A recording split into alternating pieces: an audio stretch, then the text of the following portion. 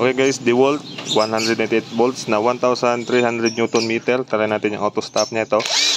Kaya no, nakapihit na tayo para automatic stop siya. So sa tingin ko ganun naman siguro lahat ng impact wrench. Pero di-demo ko to yung function ng kanyang battery. So automatic na siya mag-stop pag clockwise or mag-release ng bolt. Pag i-press naman natin to, yung mag-close na tayo sa bolt, yan, is meron siyang option na high and low na pwede natin pindutin dito. Ayan, naka high mode, yan is low mode. Pero pag i-press natin to, wala tayong option dyan, yung automatic stop lang.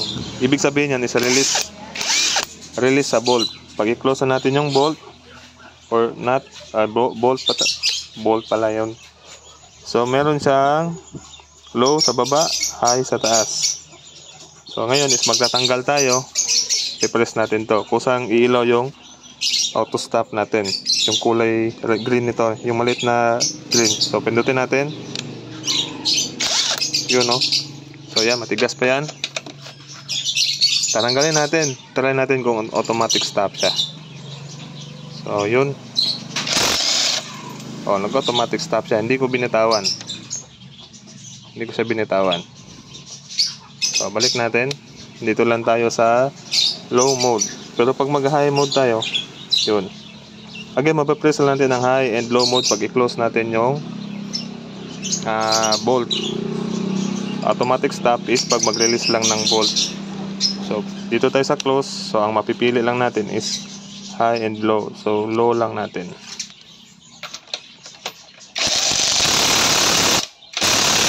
Yun, okay na yan. So again, pag release, automatic yan siya mag-stop pag natanggal na yung bolt. So yan, hindi ko bibitawan ha.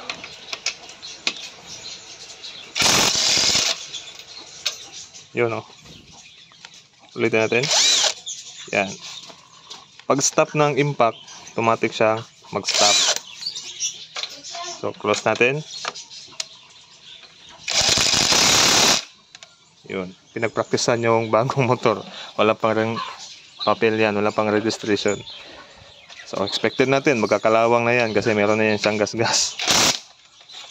Yun, nabili ko lang to sa Lazada. Try ko lang ilagay dyan sa screen yung kanyang description or yung store. Di ko ipopost yung link kasi hindi naman siya sponsored video at mag-iiba yung link ilang weeks kasi depende yan sa sales nila or sa discount, kaya nag-iiba yung link. So may maglireklamo na naman na hindi available yung link. So yung store na lang yung ipopost ko dyan sa screen. 198 volts ang max yung nakalagay. DeWalt na 1300 Newton meter. Yan yung iba niyang description. So ito siya set.